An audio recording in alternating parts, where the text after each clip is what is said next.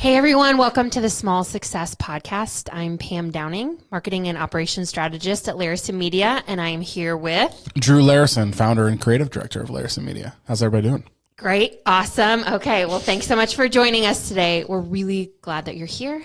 Special shout out to small business owners because today we have a topic that is super relevant to who you are and what you do. So on the table today, we're going to talk about social media strategy. Whether you work with a marketing agency or whether you DIY your small business's marketing, we have some tips and tricks that we feel like could be really helpful to you as you generate content to your audiences across all your social media platforms. So we're going to kind of walk you through the process of how we think about social media strategy, and where we start with why. So thinking about your business in particular, it's important to ask some self-reflecting questions about who you are. Why do you exist? Why do you do what you do as a small business? Drew, any thoughts about starting with why? I mean, why is always a really great place to start because it kind of lays out the roadmap for every other detail and thing that has to happen along the way. You know, so specifically about Larison Media, like why do we exist? Yeah. You know, we exist. The answer of why we exist is completely different than like what we do as we're existing as a company. We exist to help small businesses grow. You know, we exist to give small business owners time back in their day to do what they love doing best. But what we actually do is social media marketing. Yes. And website design and development and creation and all of that type of stuff. So what we do while we're existing is a different answer than why we exist, but the answer of why lays out that roadmap of what we actually do. Yeah, and I love starting with why because you can check out more of this on the blog, but I wrote in there your why can kind of be your North Star. So whether you are the type of entrepreneur that plans things out in specific detail weeks or months in advance, or you are the type of entrepreneur that just kind of flies by the seat of your pants when it comes to marketing and it feels inspired one day, so you post something and then you may realize, oh gosh, it's been 9 days and I haven't posted anything. Let me find something to post or find a funny meme. Like I said, a great North Star for you can be why. And so if you don't have that detailed, planned out roadmap, if you are more of the inspirational poster, a great way to frame your thinking about that is go back to your why. And if you have a great, kind of thesis statement or a great answer to why you exist as a business, you'll always find content that keeps you on brand, keeps your platform relevant to who you are, and shows your audience exactly what you're about and why you exist. Kind of shows your heartbeat more than, say, a meme or a funny GIF would be. Although I do not discount the power of a GIF on a social media post. Yeah, if I could, most days I'd like to just speak in GIFs. Yes. I think that would be a fun Absolutely. thing to do. Yeah. It'd be very unproductive, but everyone would have a great time, I think. For sure. Yeah.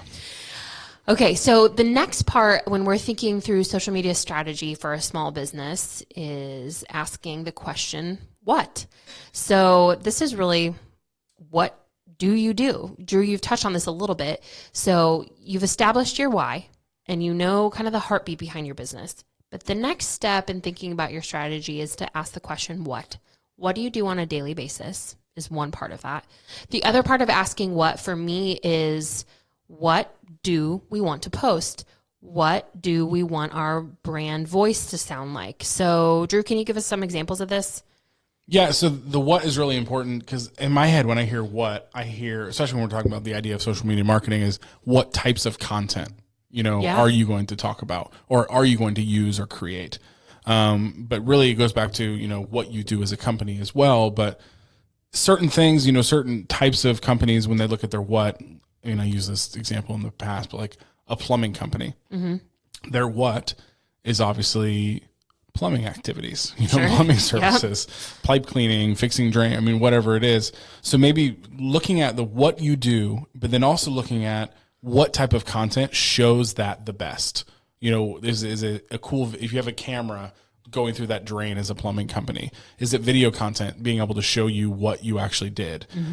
Is that the best type of content? Or if it's a restaurant, is it the best type of content to show the food you created, the what you did of what you created as a restaurant? Is it, a great imaging, of that food? So it's finding out what you do, and then also finding out what type of content serves that activity best and can show people that activity best. Yeah. And I think something else to consider, I was talking with one of our brand strategists about this, and I just asked her, hey, what are some of the things you've noticed from your clients and what their audiences enjoy? And she said, regardless of industry, the thing that she has noticed is the content that's more personal. So maybe it's highlighting an employee birthday, or showing, say it's a dental practice, showing the dentist. I really hope we can edit that out. No, I'm keeping it. Showing the dentist, top 3 favorite toothpaste, or something that's a little bit more personal, that makes your small business's page feel friendly and feel interactional. Because I read something this last week about a small business, your social media platforms, when the average person is scrolling through social media, the majority of what they're looking at are posts from their friends, their family, people who they know on a personal level. Maybe it's the real surface level Facebook friend. Maybe it's their mom or their cousin, someone that they know well. But as they're scrolling, that's your competition. So if you're scrolling through cute baby pictures and fun updates from a family reunion, and then the next thing you scroll across is a very informational, straightforward post from a business, there's nothing wrong with that. But that is part of something to consider when you're thinking about what you post and why. And so from my conversation with Anne-Marie, that she's sharing her experience of usually those personal posts, as they relate to your business, of course, are the ones that get the most interaction, that get the most feedback, because that has that friendly feel. Yeah. No, and that's such a, I've never even thought about that. We talk all the time that really advertising is simply just, it's a contest for attention, right? And, since we do a lot of, the social media, the platform we're on, we're competing with consumers with the content they're posting. That's fascinating to me. And, I love that idea, because every time, you post, maybe it's somebody's work anniversary, which, by the way, the day we're recording this, it's right. Larissa Media's 4-year anniversary. Happy anniversary, Larissa Media. Happy birthday, anniversary, whatever you want to call it. But if you're posting an employee's, birthday, or maybe showing a picture of an employee and their family saying, just thank you for all your work, that content looks more familiar to that end user because it looks like something that person would post, so it's fascinating to me. And I always like to tell people too, I love the idea of looking at content and giving the consumers or your audience real reason to follow you. Yeah. Give them that cool backstage pass. Give them content, give them value in a way where if they weren't following you on this platform, they wouldn't see it and they wish they would have. Yeah, great point. So, and that's going back to like that whole, it's personal. You're not really, it's not just a billboard, your content you're putting out there, or it's not just a right hook piece of content that's just asking for money. It's more of just that, hey, here's something about us. Here's a little bit of our personal brand, which we talk a lot about, like humanizing your brand on social media. And this is just another way of doing it by, like, I don't know, showing humans and showing the humans that actually work for you. Because what normally will happen, like maybe that employee's family will see it and they'll share it and engage with it. But I mean, if your business is that type of business where that person is in front of customers, if your audience is good enough in that place, your customers are like, oh, I love him, or I love her. Yeah. I love when I get to see them in the shop, or I get to see them wherever. So it's putting your people out there, giving them the backstage pass that they normally would not have. And that type of content works really well. Yeah. Yeah. And actually, I mean, before we started recording this podcast, we talked about one of our favorite baristas at a local cafe. And I'm imagining right now a post from that cafe featuring a picture of that barista. You and I would both love, like, share, comment. But because we love the cafe, they have great coffee, but we love her and the service she offers and the, the relationship we have when we go in and she asks questions about our days. So shout out to Kirby. Yeah, shout out to Kirby. She makes my medium iced Americano every morning. So shout out to Kirby. Heck of a barista. Yes, she really is. And a great girl in general. Absolutely. To play the devil's advocate just a little bit and argue the other side of this. Sure. This is completely custom to who you are as a small business. So if you sit down and think through your social media strategy and plan out some posts and answer the question why, and you're at this place of what, and you decide that the best fit for you as a business is really to stick to professional 95% of the time, that's great. And that creates a great brand. That creates a great social media profile. There's nothing wrong with that per se. Just sharing some of our experience and where we've noticed kind of trends and what audiences tend to like. Again, there's no right or wrong way. This is really a custom fit. And that's the beauty of social media is it's constantly changing. You can pivot, you can change course after 6 months of doing something one way. You can decide, you know what, once a week I'm going to post a joke every Friday. Whatever that looks like for you and your small business, it's about experimenting and trying new things and figuring out what works well for you. Yeah, and I will say, if you look at like the brands that are really winning right now, the brands that are really winning are brands that have recognized this shift of attention, have found out a way to humanize that brand that makes sense on a platform like a social media platform. Those are the ones that are really winning. And I think that whole, talk about it a lot, but just the whole idea of what, if your business was a person, what would that person look like? What would that person sound like? And the content that's winning on social media right now is coming from brands that realize that. Because when someone is thumbing through on their phone on a platform like Facebook or Instagram, they're thumbing through that platform. If it looks and sounds and feels like a business, that content is going to start not being as effective as if that content from a business looks, sounds, and feels like a human. Right.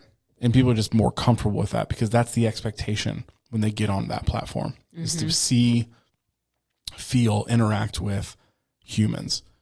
And I think if done in the right way, your brand can be that. Yeah, I agree. Even if it's facts and information, there's a way to wordsmith those posts and craft the language that you use around facts and information that feels human. Well, and video is such a fantastic way to humanize your brand because it's an actual video of a human. Or this podcast, we're people talking. So we're humanizing our brand of Small Success Podcast here or Larison Media here because you're hearing from people. This is off the cuff. This isn't scripted like a radio ad would be. So it's more of a natural human talking to human type of connection. But I mean, video is huge. So let's say you are a B2B business that your messaging is very strict. It is very professional. You keep to the facts, everything like that. Your brand maybe isn't even doing a joke. Make really quality videos. Find somebody in your company. Maybe it's the owner. Maybe it's somebody wherever that is great on camera. Yeah. And like you look at that person, you're good with that person representing my brand. You can still humanize your brand while talking very strict business. Yeah. And by doing it with really good video and putting that person in front of a camera, that will become who people think of when they hear your brand name, whoever that person is in the video. And make sure, obviously it's a big decision to find that right person, but there's ways of humanizing outside of just telling jokes and GIFs. Yes. Yeah. For sure. Okay, I'm going to throw in a little bonus tip here that you won't read on the blog. So this is Small Success Podcast insider info. And this next tip that I want to talk about in as far as social media strategy is don't overthink it. You are a small business owner. You have all the things to worry about. You have many, many plates spinning. Setting aside an hour or two to sit down, think about your why, think about your what, make some bones of a social media plan. Those are all great things. but I want to give you some advice. Do not get hung up on overthinking what you put out there.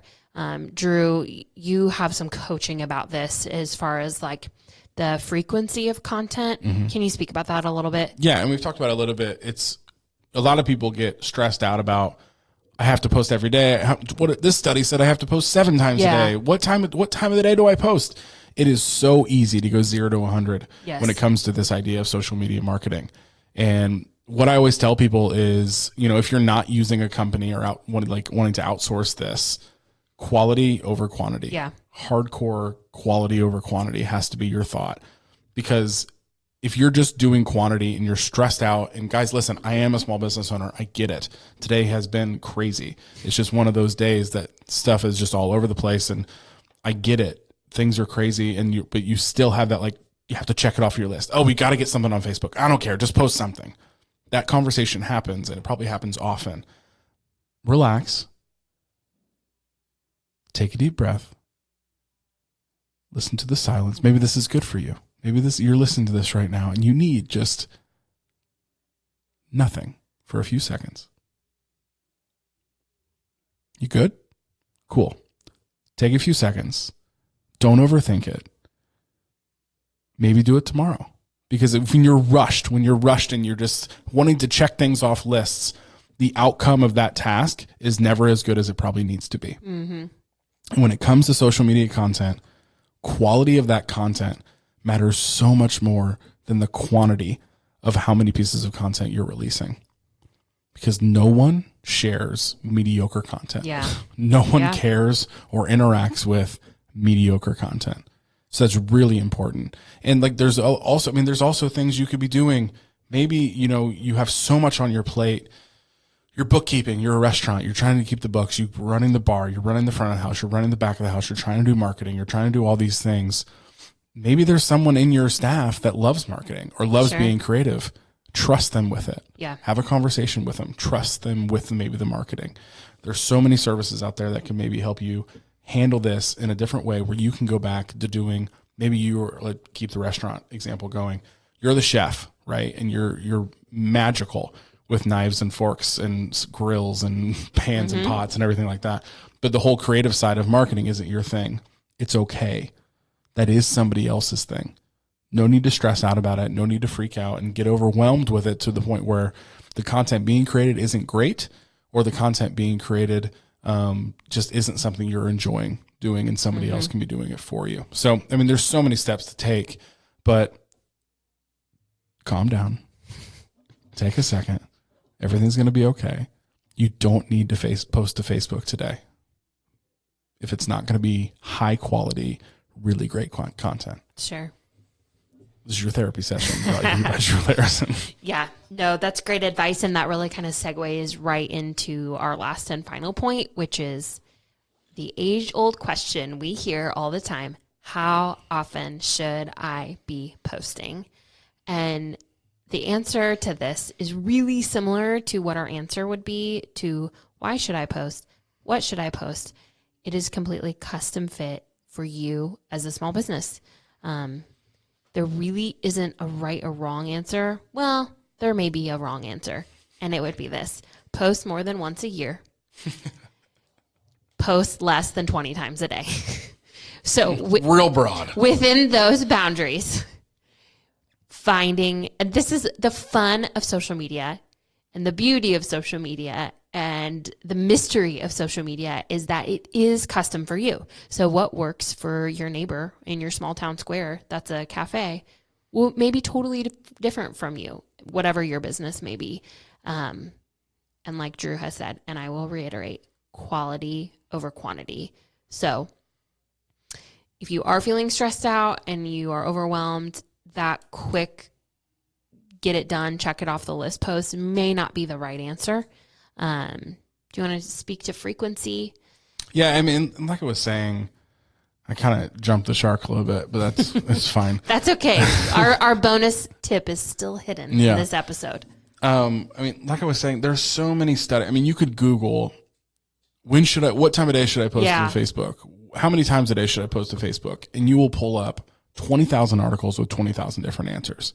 And I think that's just, I mean, you'll never see a blog post from us on this topic, because here's my answer. Every freaking company is different. I mean, every single company has different expectations from their audiences, has a different product, has a different, I mean, there's so many variables that there's no way there can only be one answer to this question. But like everything else, I feel like I fall back on this a lot and it's the answer nobody wants to hear, but like, you kind of just have to work a lot to figure out what that answer is for you. And I don't know, I've probably said this in the past. I call like my staff, I say, we're marketing practitioners. Like that's what we are. The same way a doctor is a medical practitioner, we practice marketing. This is what we do for our clients.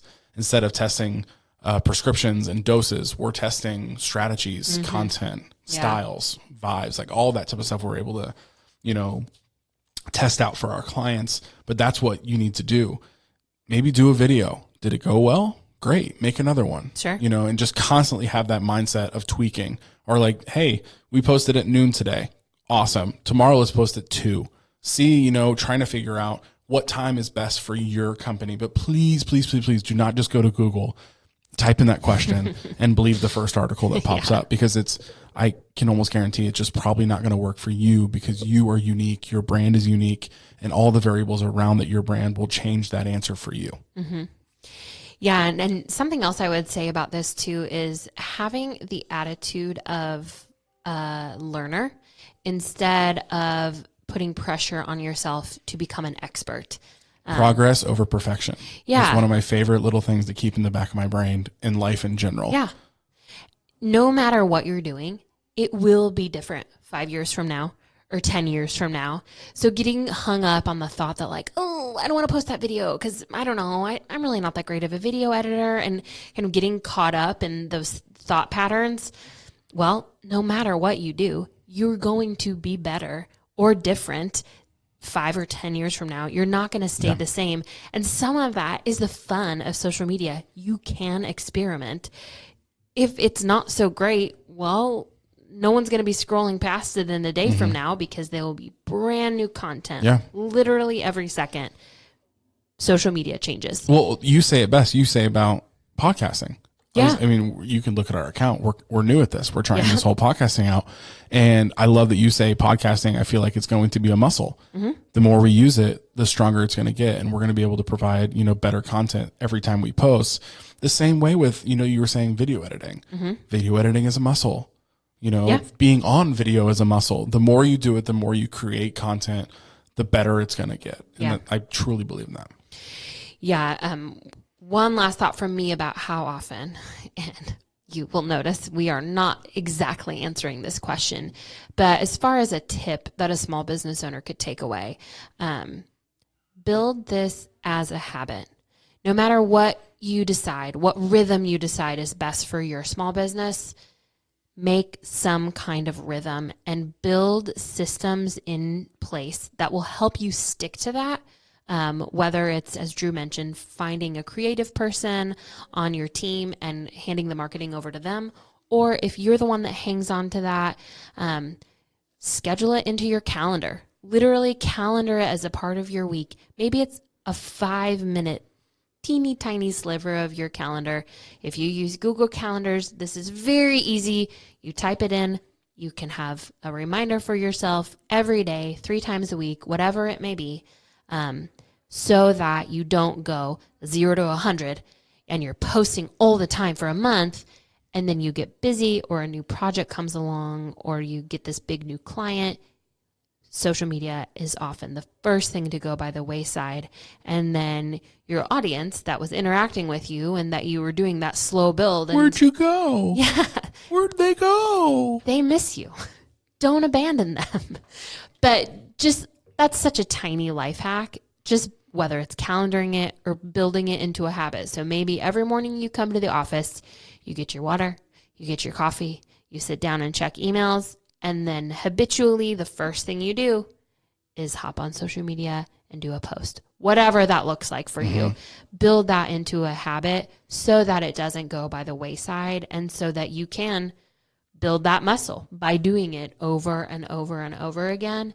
And and have fun with it. Yeah. I live and die by my calendar. Yeah. I would get nothing done without something being on my calendar. If it's not on my calendar, it's not happening. Yeah. If it's on there, it's going to happen, or pretty darn, unless Armageddon starts something like that. So unbelievably live and die by my calendar. Yeah.